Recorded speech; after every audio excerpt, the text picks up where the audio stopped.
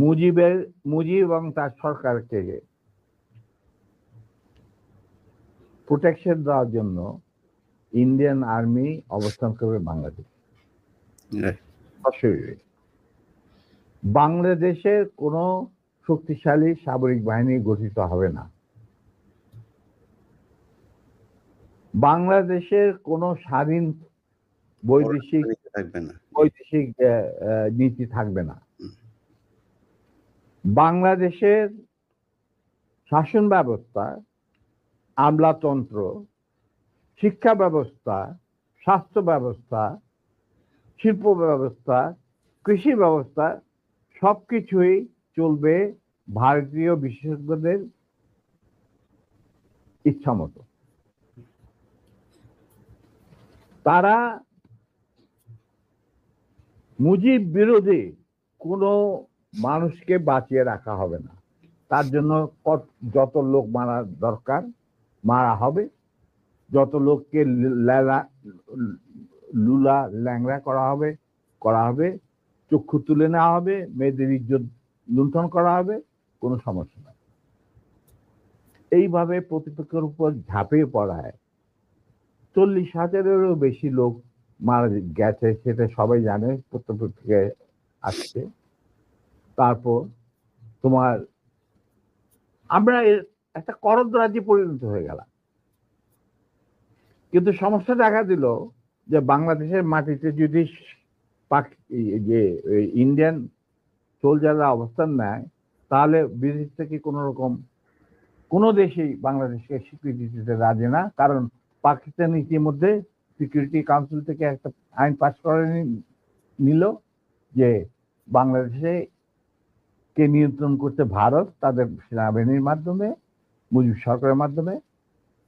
অতএব এটা একটা ডিসপিউটেড টেরিটরি, এটা একটা স্বাধীন দেশ নয়। তাই আপনারা স্বাধীন কিভাবে রিকগনাইজ করবেন মুজিবের সরকারকে? এরপর এই অবস্থায় ইন্দিরা গান্ধী পড়ল মুসিবত, তো আজ মুজিব সরকার। তখন ইন্ডিয়ান সরকার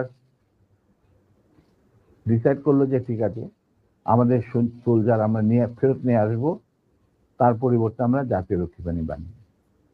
তাই করা হলো। তো যে কাজটা ইন্ডিয়ান আর্মি করছিল সেটা পরে জাতীয় রক্ষী বাহিনী করলো। আর কি ধরনের অত্যাচার, অবিচার, কি ধরনের মানে হত্যাযজ্ঞ, গুম খুন এবং অনাচার অবিচার মুজিব সরকার করছিল, সেটা খতিয়ান তো তুমি আমার কি ভালো জানতে।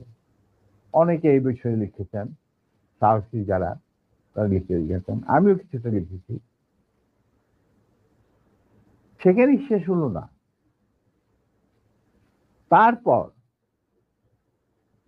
দেখা গেল যে সেই সুতিগার থেকে মুজিব কায়েম করলেন একদলীয় এক ন্যায়তত্ত্ব স্বৈরাচার শাসন বাকশাল, এবং নিজেকে তিনি আজীবন রাষ্ট্রপতি হিসেবে ঘোষণা দেবেন সিদ্ধান্ত না হলো।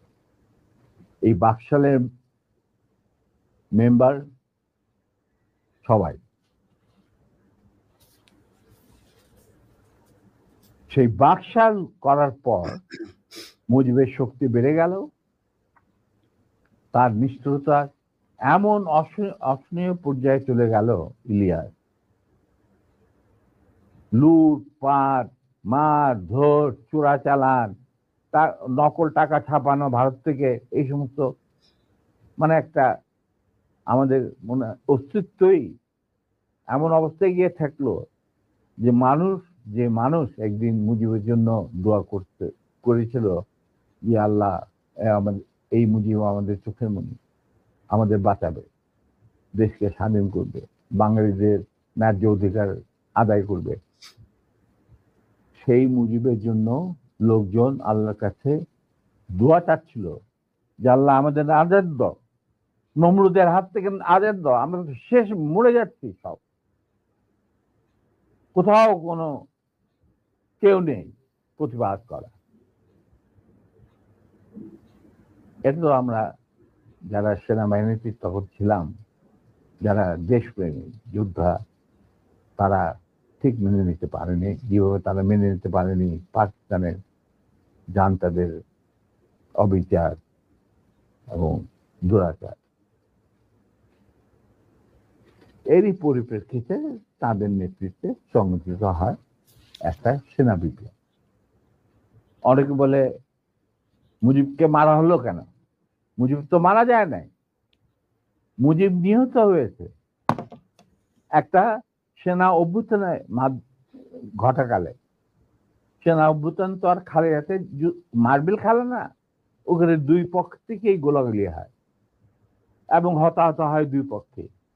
যেমন মুজিবের পক্ষের কিছু লোক মারা গেল, সেভাবে বিপ্লবীদের সেনা অভ্যুত্থানকারী বিপ্লবীদের তরফ থেকে কিছু লোক প্রাণ হারায়। এটাই বাস্তবতা। কিন্তু তারা বিজয়ী হয়ে গেল, বিপ্লবীরা বিজয়ী হলো, তারা ক্ষমতা তাদের নিজে হাতে নিয়ে নিল স্বতঃস্ফূর্ত ভাবে। ইলিয়াস, ঘোষণাটা অবশ্য আমি দিয়েছিলাম, স্বতঃস্ফূর্ত ভাবে মুজিবের সেই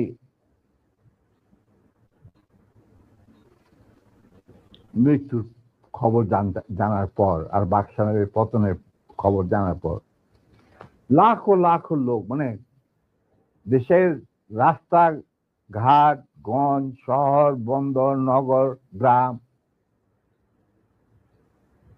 সবাই আনন্দ মিছিল বের করলো। আমরা তো এই সমস্ত লোকজনকে ডেকে নিয়ে আসিনি, স্বতঃস্ফূর্ত ভাবে লোকজন। আর যে সমস্ত রাজনৈতিক নেতা বা দলগুলো আন্ডারগ্রাউন্ড ছিল, তারাও জনসমর্থন নিয়ে রাস্তায় চলে আসে।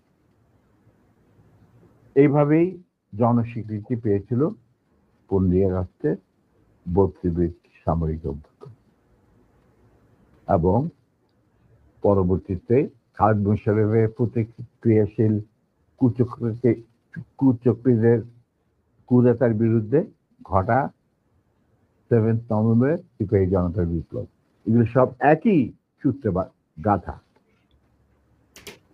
তো আমি বলবো যে আমাদের ফার্স্ট রিপাবলিক ছিল ফ্রান্স রেভলিউশনের পরিপ্রেক্ষিতে বলছি, ফার্স্ট রিপাবলিক ছিল 71 মুক্তিযুদ্ধ, তারই ধারাবাহিকতায় হয়েছে 75 আগস্ট বিপ্লব, তারই ধারাবাহিকায় থার্ড রিপাবলিক হয়েছে 1924 সালের ছাত্র জনতার গণ অভ্যুত্থান।